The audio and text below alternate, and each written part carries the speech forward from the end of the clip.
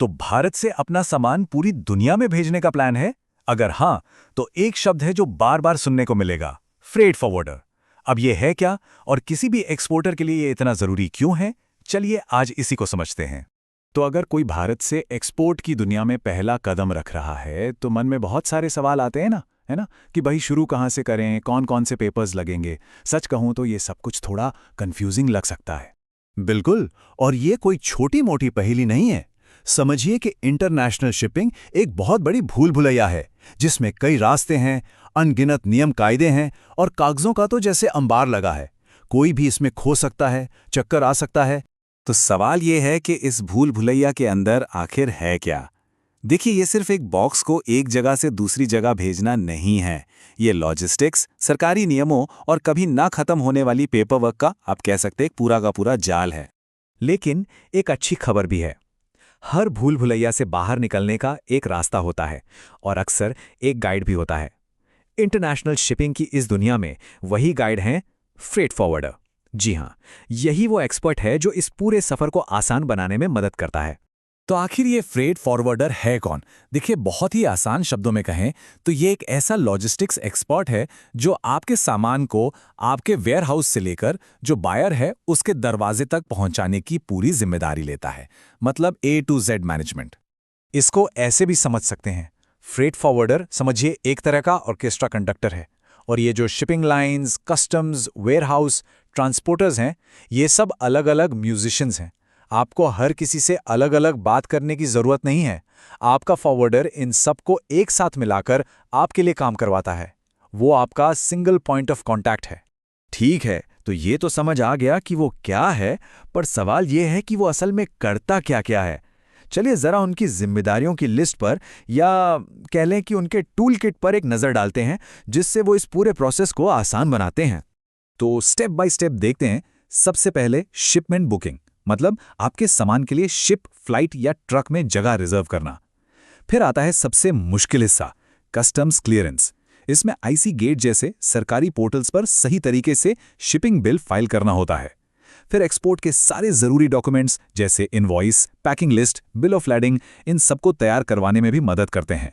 और इतना ही नहीं, वेयरहाउसिंग, कंटेनर लोडिंग से लेकर शिपमेंट को ट्रैक करने और फाइनल डिलीवरी तक सब कुछ वही संभालते हैं।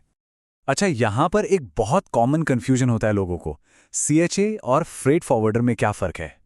देखिए, एक कस्टम्स हाउस एजेंट यानी सीएचए का काम सिर्फ और सिर्फ कस्टम से जुड़ा होता है, बस। लेकिन एक फ्रेट फॉरवर्डर का काम बहुत बड़ा है। वो एंड टू एंड लॉजिस्टिक्स देखता है, और ज्यादातर मामलों में सीएचए की सर्विसेज भी उसी के पैकेज में शामिल होती हैं। ठीक है, ये सब तो थ्योरी हो गई, पर असली दुनिया में इसके फायदे क्या हैं? मतलब एक एक्सपोर्टर को फ्रेट फॉरवर्डर के साथ पार्टनरशिप क्यों करनी चाहिए? चलिए अब इस पर बात करते हैं।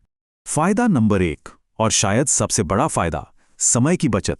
जरा सोचिए, जब लॉजिस्टिक्स की सारी टेंशन कोई और एक्सपर्ट संभाल रहा हो, तो बिजनेस ओनर अपना पूरा फोकस किस पर लगाएगा?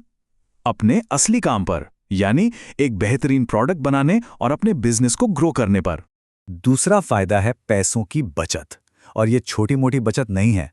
देखिए, डॉक्यूमेंटेशन में एक छोटी सी भी गलती हो जाए या किसी नियम का पालन ना हो तो भारी भरकम जुर्माना लग सकता है, शिपमेंट अटक सकता है। एक अच्छा फ्रेट फॉरवर्डर अपनी एक्सपर्टाइज से आपको इन्हीं महंगी गलतियों से बचाता है।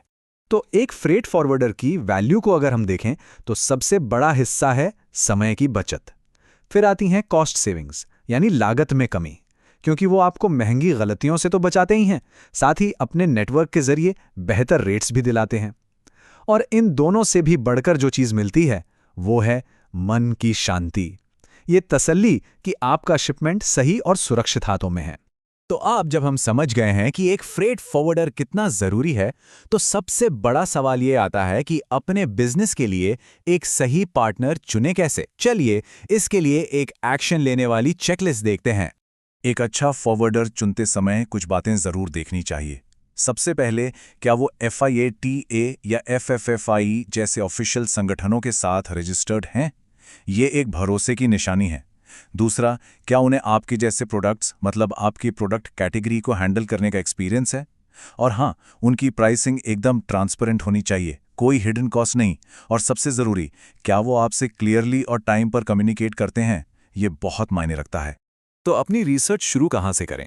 कुछ ऑनलाइन प्लेटफॉर्म्स हैं जैसे फ्राइटोस, कॉगोपोर्ट, जहां आप देख सकते हैं, या फिर इंडिया मार्ट पर जो वेरीफाइड लिस्टिंग्स हैं उन्हें भी चेक किया जा सकता है। ये सब एक सही पार्टनर ढूंढने के लिए काफ़ी अच्छे स्टार्टिंग पॉइंट्स हो सकते हैं। तो चलिए इस बातचीत को एक सवाल के साथ खत्म करते हैं। जरा सोचिए, अगर लॉजिस्टिक्स का ये पूरा काम आसान हो जाए तो किसी भी बिजनेस के लिए दुनिया भर में फैलने के, ग्लोबल बनने के कितने रास्ते खुल सकते हैं।